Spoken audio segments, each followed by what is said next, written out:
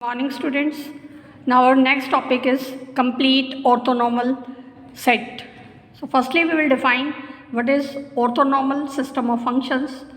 If we take a system of functions denoted by phi I, then we say that this is orthonormal system if every two distinct members of the system have their inner product 0 and each function of the system that has the norm 1 means every member of the system is normalized. In that case, we say that the system of functions is orthonormal system of functions. Now, what is orthonormal basis?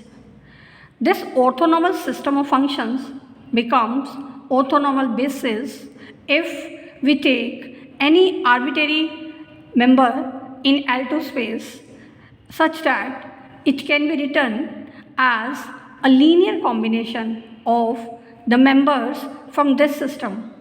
Then we say that the system is orthonormal basis. Now we will discuss complete orthonormal set. So there are 4 criteria out of which any one of should be satisfied to make the set complete. So the first criteria is if we have orthonormal set denoted by phi 1, phi 2, phi 3 and so on, we say that this orthonormal set is complete if every square integrable function psi can be written as a linear combination of the members of this system. In this linear combination, the scalars which we have denoted by the inner product of the function psi with phi I, these scalars are called Fourier coefficients and we have denoted here by alpha I. So we can say that psi can be written as summation alpha I phi I, where phi I are the members of the orthonormal set and alpha I are the scalars known as Fourier coefficients. So this is the first criteria that should be satisfied to make an orthonormal set complete. Now the second criteria is every square integrable function psi satisfies the Parseval's identity. Parseval's identity is the equality in Bessel's inequality. So we can say that psi norm square is equal to summation square of mod of the Fourier coefficients which are given by the inner product of the function psi with phi I.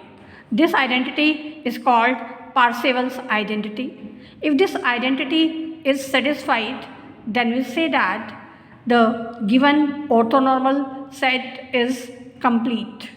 Now the next criteria that should be satisfied is that every function psi in the L2 space for which all the Fourier coefficients vanishes, that is the trivial function. Trivial function means that is zero function. So this is the third criteria that should be satisfied for the given orthonormal system to be complete. And the last criteria is that there exists no function psi in L2 space for which the set consisting of psi and the given system phi 1, phi 2, phi 3 and so on, that is orthonormal set. We can say that we cannot add any another member from L2 space in the given set to make it orthonormal, or in other words we can say that the given orthonormal system of the functions is maximal. Any other square integrable function cannot be added in the given system to make it orthonormal set. Now next is the definition. What is two-dimensional orthonormal set over a rectangle? So we have taken a rectangle given by S lying between A and B and T from C to D. Let us take an orthonormal system of functions denoted by phi i's. This is complete orthonormal set over the interval A to B, and we have taken another complete orthonormal set which we have denoted by psi I. This is another complete orthonormal set over the closed interval CD. Then if we take the product of the members of the two sets, here we have taken phi 1, then its product with all the members of this set, means phi 1 with psi 1, then phi 1 with psi 2, and so on. In the same way, then second member from here is phi 2, its product with these members, that will be phi 2 psi 1, then phi 2 psi 2, and so on. In this way, we have obtained a new set, and this set is two-dimensional orthonormal set over the rectangle defined by S lying in the closed interval AB and T lying in the closed interval CD.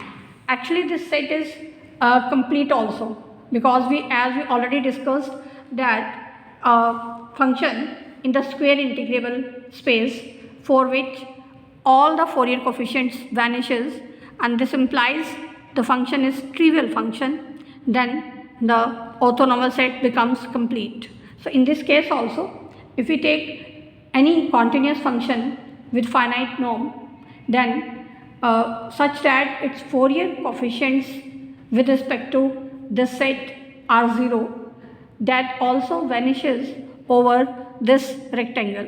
So this set of the functions is complete orthonormal set. Now next we discuss some definitions related to eigenvalues and eigenfunctions. So first definition is, what is simple eigenvalue? Let us take an eigenvalue lambda, then we say that this eigenvalue is simple if there is only one corresponding eigenfunction. Otherwise, we say that the eigenvalues are degenerate eigenvalues, and the set of all the eigenvalues is called the spectrum for the given kernel. Now next is the definition, what is symmetric integral equation? The integral equation of the form lambda integral kst gt dt is equal to f. Such kind of integral equation is called symmetric integral equation if the kernel K is symmetric kernel. Means the condition for the symmetry is kst is equal to k star ts, where this asterisk denotes the complex conjugate. In the simple notation, in the notation of operator, this can be written as kg. So this notation will become lambda kg is equal to f. So this is the general notation for the symmetric integral equation. Now next we discuss some fundamental properties of eigenvalues and eigenfunctions for a symmetric kernel. So the first property is that the eigenvalues for a symmetric kernel are always real. So let us take an eigenvalue which we have denoted by lambda, and the corresponding eigenfunction we have denoted by the function phi, because phi is the eigenfunction corresponding to eigenvalue lambda for the symmetric kernels, so that will satisfy the symmetric integral equation.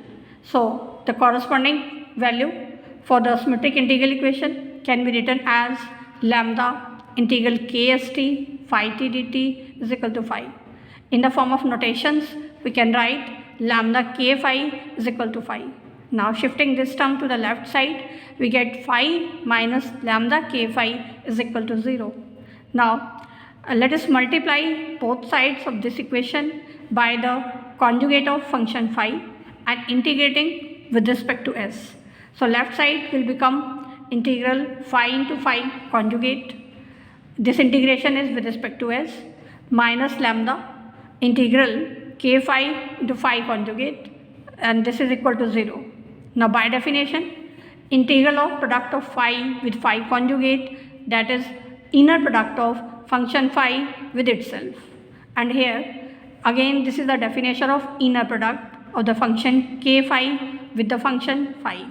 So we have obtained the equation inner product of phi with phi minus lambda into inner product of k phi with phi is equal to 0. Now by definition, inner product of phi with phi means phi norm square, and here this term will remain as it is. So from here we can find the value of lambda, and lambda is obtained by the value phi norm square divided by inner product of k phi with phi. Now because here we are given that the kernel is symmetric, and for a symmetric kernel this inner product of k phi with phi, that is always real, and also norm is always non-negative quantity. So numerator and denominator both in this expression, they are real. So we can say that the eigenvalue is real. So this is the first property of eigenvalues and eigenfunctions for the symmetric kernel, that the eigenvalues for the symmetric kernel are always real.